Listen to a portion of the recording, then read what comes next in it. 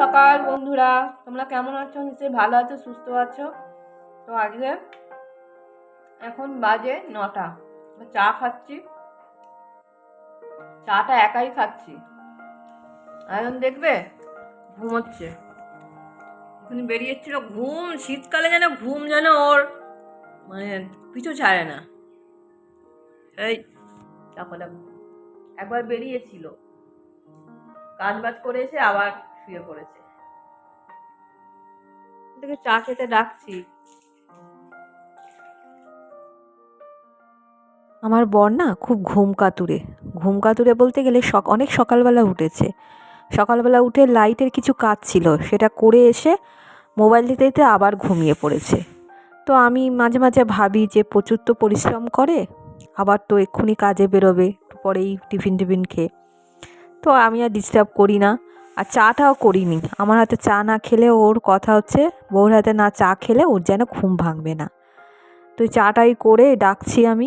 আমার চা খাওয়া হয়ে গেছে। বেশিরভাগই সকালবেলা আমি একা একাই চা খাই বলতে গেলে। এই সকালবেলা চা খাওয়া দিয়ে সকালটা শুরু হলো। তারপরে যে কতবার যে চা খাবো, কতবার বলতে একবারই খেতাম, জানো তো। এই যে অসুস্থ হয়ে পড়লাম, একবারই খেতাম। এখন শীত পড়েছে তো এখন 2-3বার দিনে অন্তত হয়ে যাচ্ছে। সকালবেলা তো প্রথমবার দুজনে খেলাম, তারপরে ও যখন কাজে বেরোবে তখনও একবার চা খেয়ে যাবে। তারপরে বাবা আসবে, সেই চা খাবে।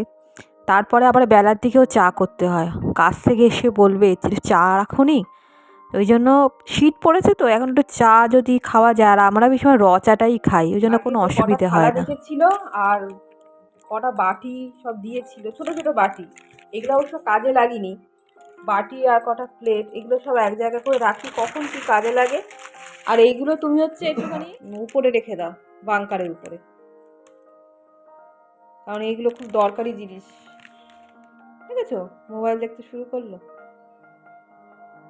সকালবেলা কেন গো মোবাইল দেখো সবসময়? না ধরো,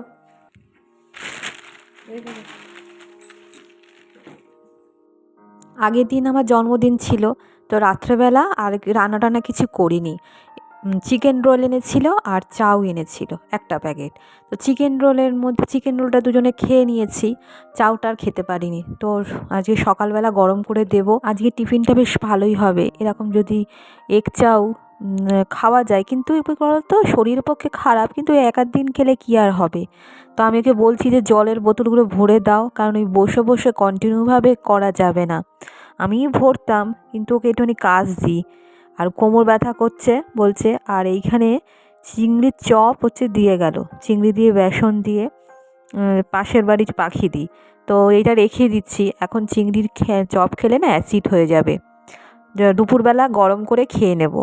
আর দেখো চাউটা গরম করে নিচ্ছি। ও প্রথম দিকেই ভেবেছিলাম না চাউটা হয়তো হবে না, তারপরে প্যাকেট খুলে দেখি অনেকটা চাউ, মানে দুজন খেয়েও অতিরিক্ত থেকে যাবে, এতটা পরিমাণ দিয়েছে। বেশ অনেকটা পরিমাণ দিয়েছে একটা প্যাকেট।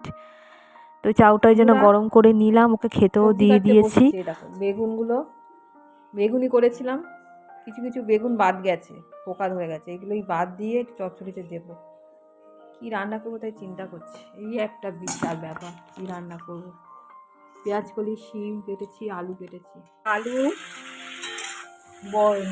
বরবটি কটা, শিম, বেগুন দিয়েছি চিংড়ি মাছ দিয়ে করবো বলে। আর এখানে আলু আর কচু বসিয়েছি সেদ্ধ করে, মাছ দিয়ে করবো। মাছটা জল ঝরাতে দিয়েছি।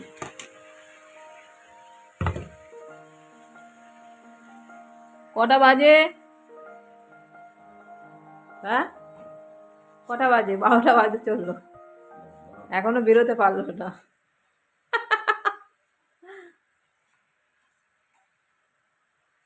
পেট ভরেছে, অনেকটা দিয়েছে। ভাবছিলাম ভয়ে ভয়ে রান্নাটা করছি, গ্যাস যে কোনো মুহূর্তে শেষ হয়ে যেতে পারে, গ্যাসের অবস্থা ভালো নেই। আর আজকে সকালবেলা এখনও পর্যন্ত বাবুদা দিয়ে গেল না। তখনও ভাবছি যে আজকে মনে হয় গ্যাস দেবে না, কিন্তু তারপরে না বেলার দিকে এসছিল।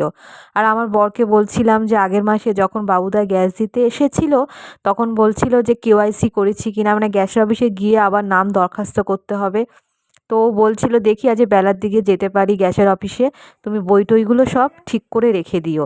তারপর আর যাই। এই রোদ্দুরটা মাথায় লাগলে কিন্তু যন্ত্রণা করবে, রোদ্দুরটা মাথায় লাগলে যন্ত্রণা করবে। তা থাক না, আজকে শাক করবে? আর শাক করবে? ও, আর শাকটা নিলে না, আমাদের এই ওই জমির এইখানটা মূলো। হচ্ছে কিছুটা হিঞ্চে আর অল্প কয়টা কুলেখাড়া শাক হয়ে আছে, সেই শাকটাই তুলছে। অবশ্যই শাকটা ওই দিয়েছিল, মানে লাগিয়েছিল।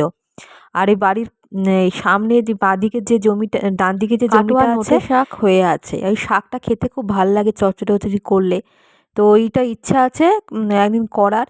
আর মাছটা ভেজে নিচ্ছি, মোরলা মাছ আর অল্প কটা চিংড়ি মাছ, এই দিয়ে শাকটা বেশ ভালোই লাগবে। সমস্ত কিছু কাজ করছি, কিন্তু মনের মধ্যে যে একটা ফাঁকা ফাঁকা, মানে মাঝে মাঝে এত মন খারাপ হচ্ছে না, চুপচাপ বসে থাকলে আরো কাজ না করলে আরো যেন মনে হচ্ছে, মানে ভাবা যাচ্ছে না যে বাঘা আমাদের মধ্যে নেই। ভালো লাগছে না, একদম ভালো লাগছে না। যদি সাধ্য হতো না তাহলে কোথা থেকে ঘুরে আসতাম, কিন্তু এই ছুটি পাবে না, অনেক কিছু প্রবলেম, মাসের শেষ, আমাদের মতো মানুষদের ঘুরতে গেলে হয় না, সব রকম চিন্তা করে তারপরে দেখা যাক। বলেছি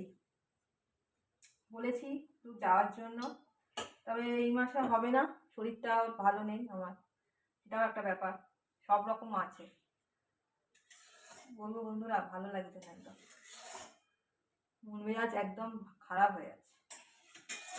কালকে তো জন্মদিন ছিল, আমার বর ফোন করেছিল, বললো যে কেক আনবে কিনা, আমি বললাম না থাক, দরকার নেই, এই পরিস্থিতিতে কাটতে পারবো না।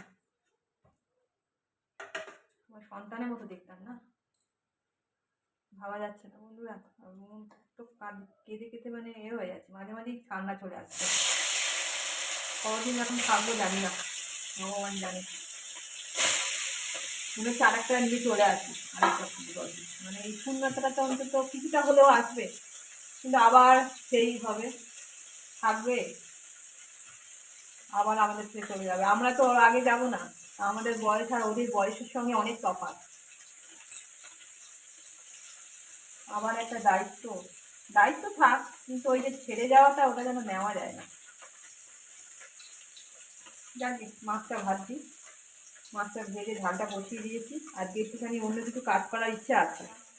আমার বর তো থাকতেই পারছে না, ও তো থাকে কম, যতক্ষণ থাকে মন খারাপ করে আসে, আমি মধ্যে ছেড়ে ছেড়ে বাইরে পাঠাচ্ছি, যাও একটা মেয়ে এসো, গল্প করে এসো।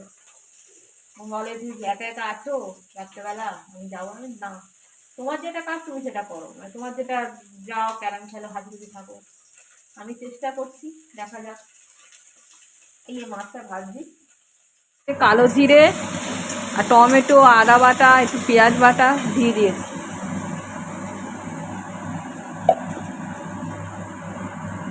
মিক্সির মশলাটা দিয়ে দিলাম জল দিয়ে।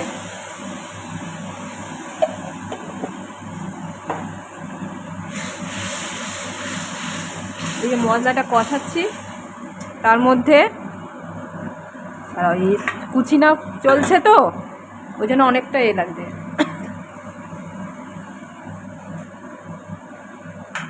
বন্ধ করে দিলাম, আলু আর কচুটা দিয়ে দিলাম, এটা এর মধ্যে ভাজা ভাজা মতো হবে, মশলার সঙ্গে সাতল হয়ে যাবে। এর মধ্যে টমেটো, একটু পেঁয়াজ দিয়েছি অল্প, কাঁচা লঙ্কা বাটা আর আদা। পেঁয়াজটা না দিলেও হতো, ভালো না দিই একটু, যদি গন্ধ বেরোয় আঁচটে। রসুন দিইনি, আদা দিয়েছি, টমেটো বাটা দিয়ে দিয়েছি সামান্য অর্ধেক, তা পুরো নয়। এর মধ্যে এটা গরম করেছি একটুখানি, জলটা যেন গরম, সর্ষে জিরে ধনের যে জলটা এর মধ্যে দিয়ে দিলাম, অল্প সামান্য সর্ষে নামমাত্র দিয়েছি। এই মশলা একটুখানি ছিল ফ্রিজের মধ্যে, সেইটা দিয়ে এই জিরে ধনে অল্প সামান্য মশলা দিয়েছি, ফুটে উঠুক, তার মধ্যে মাছগুলো দিয়ে দেব।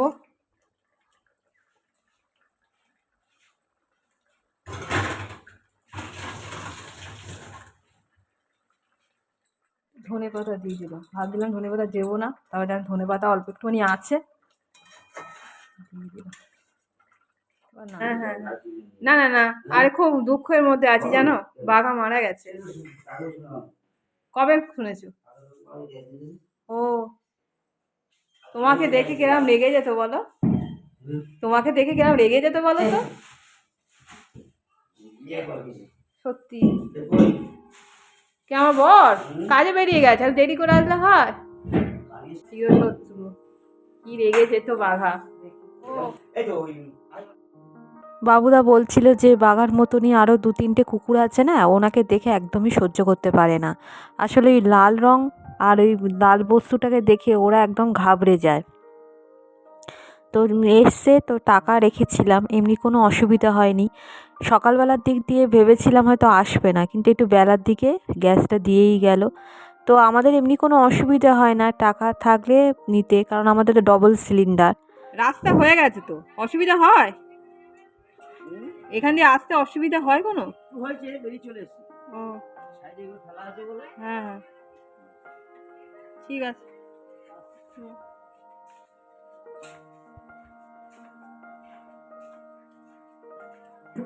বাবুদার কথা, এই বাবুদাকে দেখে কি রেগে যেত বাঘা। তার আগে কমলদা ছিল, সেই পুরনো বাড়িতে তখন থাকতাম। তো কমলদা ওই কি দেখে, আর ছোট্ট ছিল, এইটুকু ছিল তখন, মানে এই 1 বছরও হয়নি।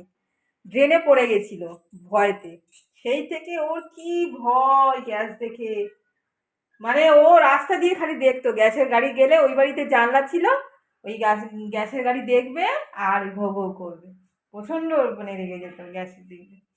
পাখি পুষতে পারো, এবার যেটা গেলে মায়া, হ্যাঁ, যেখানে যাই সেখানে নিয়ে যেতে হবে। না যেতে গেলে আমাদেরকে দিয়ে যাবে, হ্যাঁ, কাকাকে যারা নিয়ে- ভালোবাসে।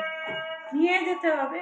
আর কি বলতো, একটা মায়া না, তুমি যেন মানুষের থেকেও জীবের প্রতি প্রেমটা মানুষের বেশি হয়, কেন কারণ বলো তো? অবলা তো ওরা। মানুষ মাঝে মাঝেই মনে খারাপ ব্যবহার করে, এ করে, কিন্তু অবলা জীব তো তোমার হাজার তুমি খারাপ ব্যবহার করবে কিন্তু ওরা করবে না। পরিষ্কার কথা যেটা, এটা তো ঠিক কথা। মানে আমরা হয়তো অনেক সময় রেগে হ্যাঁ, যাই, নেওয়া যায় না, এ কত বোকা ঝোকা দিই, কিন্তু ও কিন্তু খারাপ ব্যবহার করবে না। নেওয়া যাচ্ছে না। খুব আদরের জিনিস ছিল বাঘা, সবাই ওকে খুব ভালোবাসতো। আর ছোটোবেলা থেকে যাদেরকে দেখেছে ও, তারা গায়ে হাত দিলে কিছু বলতো না। আমার ছোটো ননদ ছোটোবেলা থেকে এসে না ওকে কত কিছু খাওয়াতো, খুব আদর করতো, খুব ন্যাওটা ছিল ওর। তো ওটাই চিন্তা করে করে কাঁদছিল। সত্যি আমাদের এখন যা অবস্থা, ওকে ছাড়ানো না ভাবতেই পারছি না। তো এইখানে পেছন দিকে গেছে, এই কৃষ্ণ তুলসী গাছ আগে এই তখন এসছিল নিয়ে গেছিলো, সেটা মারা গেছে। তো আমি বললাম যে এখানে আরও অনেক চারা হয়ে আছে, নিয়ে যাও। তুলসী গাছে নিয়েছে, মাটি শুদ্ধ নিয়েছে বলে ওটা মানে ভালো মতন হবে। তো এই কিছু তুলসী পাতাও তুলে নিচ্ছে।